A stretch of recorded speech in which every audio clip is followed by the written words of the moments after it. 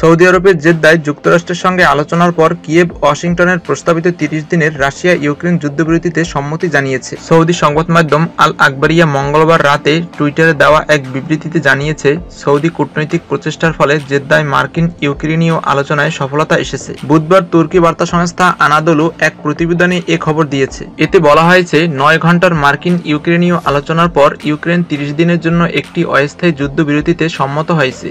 এর মেয়াদ আরও বাড়ানো যেতে পারে এবং পাশাপাশি রাশিয়া ও ইউক্রেনের মধ্যে বন্দী বিনিময়ের পরিকল্পনাও রয়েছে। যদিও সংশ্লিষ্ট পক্ষগুলো আলোচনার বিষয়ে এখনও আনুষ্ঠানিকভাবে কোনো মন্তব্য করেনি, তবে মঙ্গলবার ইউক্রেনের প্রেসিডেন্ট ভলোদিমির জেলেনস্কি বলেছিলেন, কিয়েভ যুক্তরাষ্ট্রের এই যুদ্ধবিরতির প্রস্তাবকে ইতিবাচক হিসেবে দেখছে। এর আগে একই দিন মার্কিন ও ইউক্রেনীয় প্রতিনিধি দল সৌদি আরবের জেদ্দা শহরে সম্ভাব্য মস্কো কিয়েভ শান্তি চুক্তির বিষয়ে আলোচনার জন্য বৈঠক শুরু করে। আলোচনায় উপস্থিত ছিলেন মার্কিন পররাষ্ট্রমন্ত্রী মার্কো রুবিও এবং ইউক্রেনের পররাষ্ট্রমন্ত্রী আন্দ্রি সিবিহা।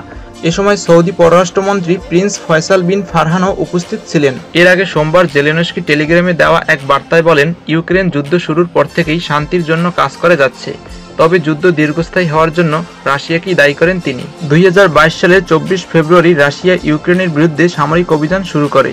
মস্কো শর্ত দিয়েছে যে ইউক্রেন যদি পশ্চিমা সামরিক জোট ন্যাটোতে যোগদানের ইচ্ছা ত্যাগ করে তাহলে তারা শান্তি আলোচনায় বসতে রাজি, কিন্তু কিয়েভ এটিকে তাদের সার্বভৌমত্বে হস্তক্ষেপ হিসেবে দেখে আসছিল।